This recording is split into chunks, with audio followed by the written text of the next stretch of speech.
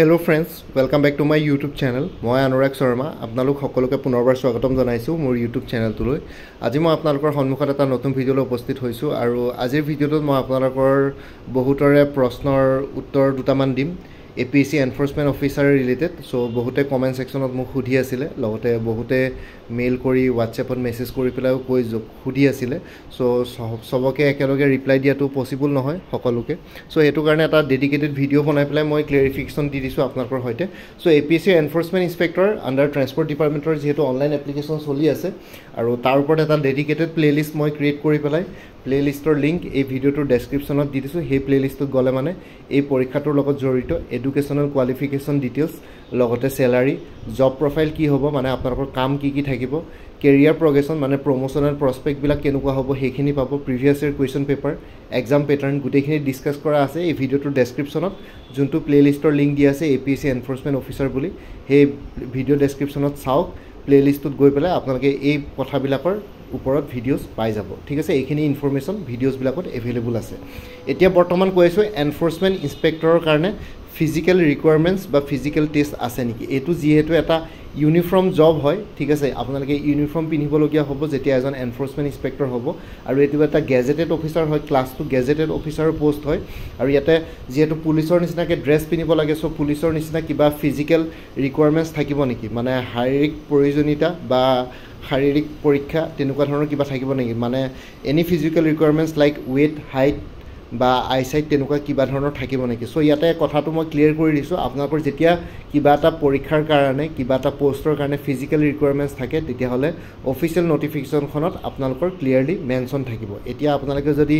APSC enforcement ইন্সপেক্টৰৰ যোনটো APSC ফালৰ পৰা যোনখন এডভাৰটাইজমেন্ট ওলাইছিল সেই এডভাৰটাইজমেন্টখন যদি আপোনালোকে চেক কৰে তাতে কোনো ধৰণৰ তেনেকুৱা ফিজিক্যাল ৰিকুৱাৰমেন্টস বা ফিজিক্যাল টেষ্টৰ কথা উল্লেখ নাই। এতিয়া যদি ফৰেষ্ট ৰেঞ্জাৰৰ কথা কয় তেতিয়াহলে ফিজিক্যাল ৰিকুৱাৰমেন্টস ফিজিক্যাল টেষ্টৰ কথা উল্লেখ থাকে।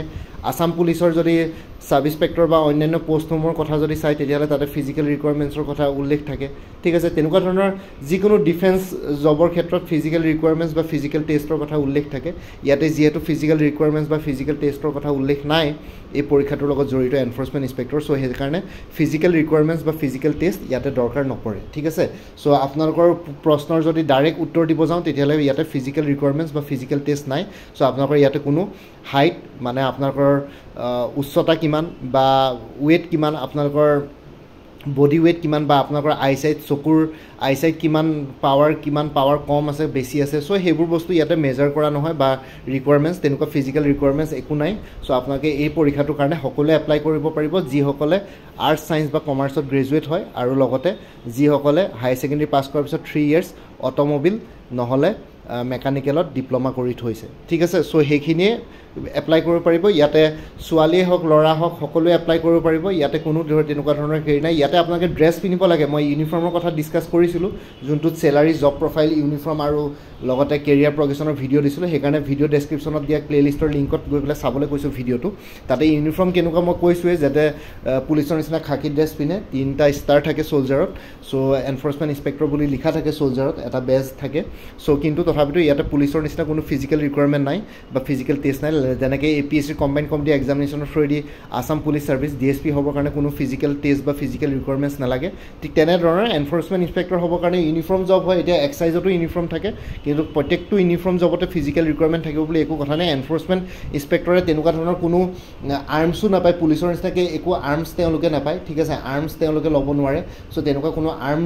ফোৰ্স নহয় এনফোৰ্সমেন্ট ইন্সপেক্টৰ। জাস্ট আপোনালোকে ইন্টাৰসেপ্টৰ গাড়ীবিলাক দেখিছে, ইন্টাৰসেপ্টৰ গাড়ীত আপোনালোকে উঠি পেলাই এনফোৰ্সমেন্ট ইন্সপেক্টৰ যায়, এছিষ্টেণ্ট এনফোৰ্সমেন্ট ইন্সপেক্টৰ যায়, কেতিয়াবা MVI যায় লগত, আৰু বাকী অন্য তেনেকুৱা ধৰণৰ পুলিচ ডিপাৰ্টমেণ্টৰ মানুহেও পুলিচ ডিপাৰ্টমেণ্টৰ ডিষ্ট্ৰিক্ট পুলিচ ফোৰ্চেও তেওঁলোকে এছিষ্ট কৰে। সো ইন্টাৰসেপ্টৰ গাড়ীখন যোনখন আপোনালোকৰ ডিষ্ট্ৰিক্টত ঘূৰি ফুৰা দেখে, সো ইন্টাৰসেপ্টৰ গাড়ীতে এনফোৰ্সমেন্ট ইন্সপেক্টৰ যায়। জাষ্ট গাড়ীবিলাকৰ লাইচেন্স চেক কৰে, পলিউশ্যন চেক কৰে। সো সেইখিনিয়ে কথা, তেওঁলোকৰ কোনো তেনেকুৱা আৰ্মছ নহয়, আৰ্ম ফোৰ্স নহয়। এইটো জাস্ট ইউনিফৰ্ম জব, ইউনিফৰ্ম পিন্ধা জব হয়, কিন্তু আৰ্মছ নহয় বা তেনেকুৱা ফিজিক্যাল ৰিকুৱাৰমেন্ট ইয়াতে চুৰ ধৰিবলগীয়া দৰকাৰ নপৰে। কাৰোবাক যদি কিবা পিছা কৰিবলগীয়া হয় তেতিয়া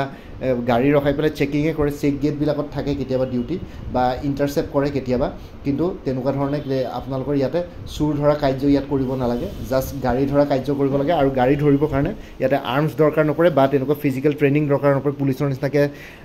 জংঘলত গৈ পাহাৰত বগাই আপোনালোকে টেৰৰিষ্ট বা উগ্ৰপন্থীৰ অপাৰেশ্যন কৰিবলগীয়া তেনেকুৱা নহয় চ' সেইটো কাৰণে ইয়াতে কোনো ফিজিকেল ৰিকুৱাৰমেণ্টছ নাই আৰু এই পৰীক্ষাটোৰ লগত জড়িত কোনো ফিজিকেল টেষ্টো নাই লাষ্ট টাইম যোনটো এক্সাম পেটাৰ্ণ আছিলে তাত এটা জাষ্ট এখন পেপাৰে আছিলে ইয়াতে কোনো তেনেকুৱা মেকানিকেল বা অট'মবিলৰ এক্সট্ৰা এডিশ্যনেল পেপাৰ্ছ নাই যেনেকৈ MVAত আছিলে ইয়াতে জাষ্ট এখন এক্সট্ৰা অকল ছিংগুলকৈ এখন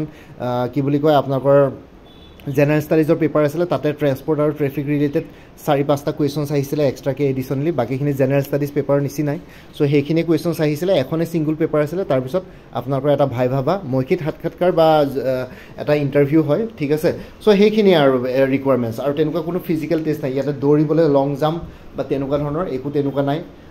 বা ৱাকিং টেষ্ট তেনেকুৱা একো ধৰণৰ পৰীক্ষা নাই চ' সেইটোৱে ক্লেৰিফিকেশ্যন দিলোঁ বহুতে আপোনালোকে এইটো কুৱেশ্যন সুধি আছিলে বহুতে হয়তো ফিজিকেল টেষ্ট বা ফিজিকেল ৰিকুৱাৰমেণ্টছ ৱেট হাইট আইচাইট এইবোৰ থাকে বুলি ভাবি পেলাই এপ্লাই নকৰিব পাৰে চ' সেইটোৱে কথা চকুৰ পাৱাৰ কম বেছি চশমা পিন্ধা নিপিন্ধাৰ লগত একো কথা নাই আৰু কাৰোবাৰ যদি ৱেট কম আছে বা হাইট কম আছে বা কাৰোবাৰ অভাৰ ৱেটো হয় আপোনালোকে কোনোবা যদি শকত হয় কোনোবা যদি ক্ষীণ হয় তথাপিতো একো প্ৰব্লেম নাই আপোনালোকে এপ্লাই কৰিব পাৰিব এনফৰ্চমেণ্ট ইনস্পেক্টৰ হ'বৰ কাৰণে আপোনালোকৰ সেই মানে কি ফিজিকেল যোনখিনি ফিটনেছ বা ফিজিকেল ৰিকুৱাৰমেণ্ট সেইখিনি বস্তু তেওঁলোকে নাচায় জাষ্ট পৰীক্ষাৰ ৰিটেন এক্সামটো ক্লিয়াৰ কৰিব লাগে জেনেৰেল ষ্টাডিজ পেপাৰখন আৰু লগতে ভাইভা ক্লিয়াৰ কৰি পেলাই আপোনালোকে এনফৰ্চমেণ্ট ইনস্পেক্টৰ হিচাপে জইন কৰিব পাৰে তাৰপিছত জইনিং পিছত আপোনালোকৰ ট্ৰেইনিং হ'ব নিৰ্দিষ্টকৈ ট্ৰেন্সপৰ্ট ডিপাৰ্টমেণ্টে ট্ৰেইনিং অৰ্গেনাইজ কৰিব চ' ট্ৰেইনিং কেনেকুৱা হয় কি কথা মই সেইখিনিৰ ওপৰত এটা ডেডিকেটেড ভিডিঅ' বনাম পিছতকৈ আজি নকওঁ আৰু চ' ট্ৰেইনিং হ'ব বাকী অন্য একো ফিজিকেল ৰিকুৱাৰমেণ্ট বা ফিজিকেল টেষ্ট নাই ঠিক আছে চ' মই এইখিনি ক্লেৰিফিকেশ্যন দিলোঁ আপোনালোকক চ' আপোনালোকে এপ্লাই কৰিব পাৰিব যিসকলে এলিজিবল আৰু ইণ্টাৰেষ্টেড কেণ্ডিডেটছ আছে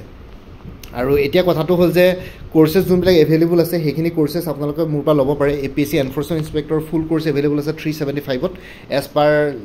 যোনটো লাষ্ট টাইমৰ এক্সাম পেটাৰ্ণ আছিলে এইবাৰ হয়তো সৰু সুৰা মাইনছ চেঞ্জেছ আহিব পাৰে মাইনছ চেঞ্জেছ আহিলে ইয়াতে ইনক্লুড কৰিম কিন্তু আপোনালোকে চিলেবাছ দিয়ালৈকে ৰৈ নাথাকিব পৰীক্ষা APSC যিহেতু পাতি আছে research assistant computer operator MVI পৰীক্ষা হৈ গ'ল CDPৰ স্কেডুল কৰা হ'ল চ' টুৰিজিম ডেভেলপমেণ্ট অফিচাৰো সোনকালে আহি আছে ঠিক আছে চ' পৰীক্ষাবিলাক পাতি গৈ আছে APSC চ' পৰীক্ষা দেৰি হ'ব বুলি নাভাবিব চ' ষ্টাৰ্ট কৰি দিয়ক কোৰ্চটো ল'ব পাৰে আৰু লগতে কোনোবাই যদি আগতে মোৰ পৰা কিবা কোৰ্চ লৈ থৈছিলে এবাৰ জনাই দিব কোনটো কোৰ্চ লৈ থৈছিলে কাৰণ কিছুমান কোৰ্চৰ মেটেৰিয়েলছ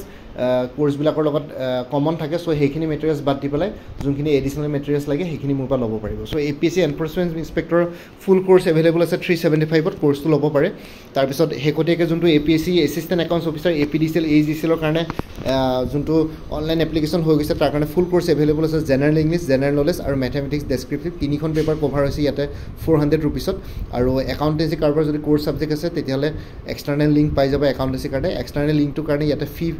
আপোনালোকক চাৰ্জ কৰা নাই সেইটো ফ্ৰীলি আপোনালোকে পাই যাব কোৰ্চ কিনিলে APSC ৰিচাৰ্চ এছিষ্টেণ্ট ফাইনেন্স ডিপাৰ্টমেণ্টৰ ফুল কোৰ্চ এভেইলেবল আছে 400ত ৰিচাৰ্চ এছিষ্টেণ্টৰ পৰীক্ষা 25 আগষ্টত হ'বলৈ গৈ আছে চ' আজিতো 22 তাৰিখ হ'লে চ' ল'ব পাৰে কোৰ্চটো APSC CC প্ৰিলিমিনাৰী 2024-25ৰ কাৰণে ফুল কোৰ্চ এভেইলেবল আছে 400ত পৰীক্ষা মাৰ্চত হ'বই প্ৰত্যেক বছৰে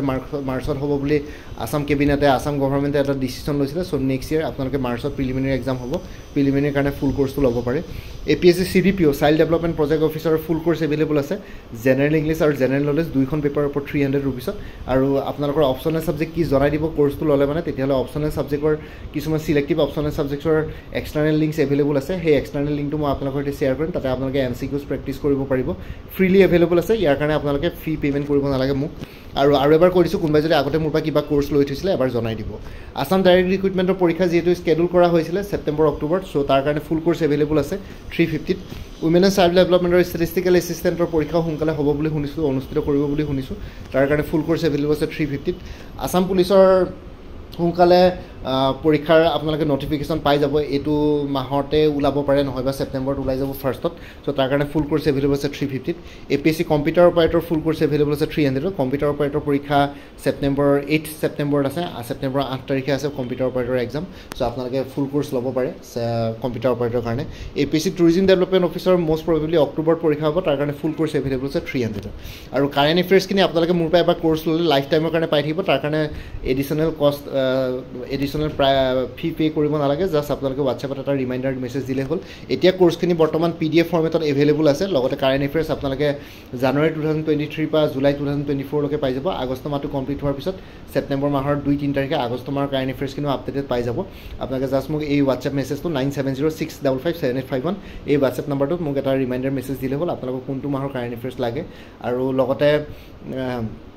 কাৰেণ্ট এফেয়াৰ্ছখিনি পাবই গোটেইখিনি PDF ফৰ্মেটত আছে আৰু লগতে মই যোনবিলাক প্লেলিষ্ট ক্ৰিয়েট কৰি থোৱা আছে সেই প্লেলিষ্টবিলাকত পৰীক্ষাৰ নটিফিকেশ্যন আহিছে পৰীক্ষাৰ নটিফিকেশ্যন আহিলে সেই প্লেলিষ্টবিলাকতো আপোনালোকে এডিশ্যনেল ষ্টাডি মেটেৰিয়েলছ পাই যাব প্লেলিষ্টখিনিত আপোনালোকে ছেভ কৰি থ'ব তেতিয়া আপোনালোকে ভিডিঅ' ফৰ্মেটতো ষ্টাডি মেটেৰিয়েলছ পাই যাব এজ অফ নাও আপোনালোকে প্ৰিপেৰেশ্যন ষ্টাৰ্ট কৰিব পাৰে PDF ফৰ্মেটত গোটেইখিনি মেটেৰিয়েলছ পাই যাব আৰু লগতে ইয়াতে যোনটো হোৱাটছএপ নম্বৰ দিয়া আছে সেইটো অনুগ্ৰহ কৰি কল নকৰিব এইটো জাষ্ট হোৱাটছএপ মেছেজৰ কাৰণে এভেইলেবল কলৰ কাৰণে এভেইলেবল নহয় আৰু কোনোবা যদি ইণ্টাৰেষ্টেড কেণ্ডিডেটছ আছে কোৰ্চবিলাক ল'বৰ কাৰণে এবাৰ হোৱাটছএপ নাম্বাৰটোত মেছেজ কৰি জনাই দিব কোনটো কোৰ্চ লাগে কোৰ্চৰ কণ্টেণ্ট শ্বেয়াৰ কৰিম লগতে পে'মেণ্টৰ লিংক দি দিম পে'মেণ্ট কৰাৰ লগে লগে গোটেই কোৰ্চটো নিজৰ হোৱাটছএপতে আপোনালোকে পাই যাব আৰু কোনোবাই যদি আগতে মোৰ পৰা কিবা কোৰ্চ লৈ থৈছিলে এবাৰ জনাই দিব কোনটো কোৰ্চ লৈ থৈছিলে তেতিয়া আপোনালোকক যোনখিনি মেটেৰিয়েলছ নাই সেইখিনি ল'লে হ'ব তেতিয়া প্ৰাইচটো অলপ কমি যাব এই ভিডিঅ'টোৰ ডেছক্ৰিপশ্যন আৰু কমেণ্ট ছেকশ্যনত কোৰ্চবিলাকৰ কথা আৰু এবাৰ উল্লেখ কৰি দিছোঁ ভিডিঅ' ডেছক্ৰিপশ্যন আৰু কমেণ্ট ছেকশ্যন চেক কৰক আৰু লগতে মই এটা প্লেলিষ্ট ক্ৰিয়েট কৰি থোৱা আছে APSC এনফৰ্চমেণ্ট ইনস্পেক্টৰ বুলি সেই প্লেলিষ্টৰ লিংকটো এই ভিডিঅ'টোৰ ডেছক্ৰিপশ্যনত দি দিছোঁ আপোনালোকে প্লেলিষ্টত গৈ এই পৰীক্ষাটোৰ লগত জড়িত সকলো ধৰণৰ ইনফৰ্মেটিভ ভিডিঅ'ছ পাই যাব লগতে মোৰ আৰু এটা চেনেল আছে অসম আইকিউ বুলি সেই চেনেলটোৰ লিংকটো এই ভিডিঅ'টোৰ ডেছক্ৰিপশ্যনত দি দিছোঁ আপোনালোকে সেইটো চেনেলো ছাবস্ক্ৰাইব কৰি ল'ব পাৰিব যাতে ভৱিষ্যতলৈ এনেকুৱা ধৰণৰ কম্পিটিটিভ এক্সামছবিলাক দিয়াৰ ক্ষেত্ৰত আৰু অলপ এক্সট্ৰা গাইডেঞ্চ পাই যায় বাকী ইমানেই আছিলে এই ভিডিঅ' ডেছক্ৰিপশ্যন আৰু কমেণ্ট ছেকশ্যন চেক কৰক লগতে কোৰ্চ যদি কিবা ল'ব বিচাৰে তেতিয়াহ'লে এই হোৱাটছএপ নাম্বাৰটো মেছেজ কৰি জনাওক বাকী মোৰ ভিডিঅ'ছবোৰ চাই যদি ভাল পায় মোৰ চেনেলটো ছাবস্ক্ৰাইব কৰি ল'ব আৰু লগতে আপোনালোকৰ যিমানখিনি ফেমিলি ফ্ৰেণ্ডছ ৰিলেটিভছ আৰু চিনাকি এক্সপিৰিয়েঞ্চ আছে তেওঁলোকৰ লগত মোৰ চেনেলটো শ্বেয়াৰ কৰিব লগতে কমেণ্ট ছেকশ্যনত জনাব কিবা যদি কুৱেশ্যন থাকে ডাউট থাকে মই নিশ্চয় আপোনালোকৰ কুৱেশ্যনছ আৰু ডাউটছবিলাকৰ ৰিপ্লাই দিবলৈ চেষ্টা কৰিম বাকী আজিৰ ভিডিঅ'টো ইমানতে সমাপ্ত কৰি আপোনালোক সকলোৰ পৰা বিদায় ল'লোঁ কাইলৈ পুনৰ এটা নতুন ভিডিঅ' লৈ আপোনালোকৰ সন্মুখত উপস্থিত হ'ম তেতিয়ালৈকে ভালকৈ প্ৰিপেৰেশ্যন কৰি থাকক সকলোলৈ অল দি বেষ্ট থাকিলে bye and take care friends Bharat Mata কি জয় আই অসম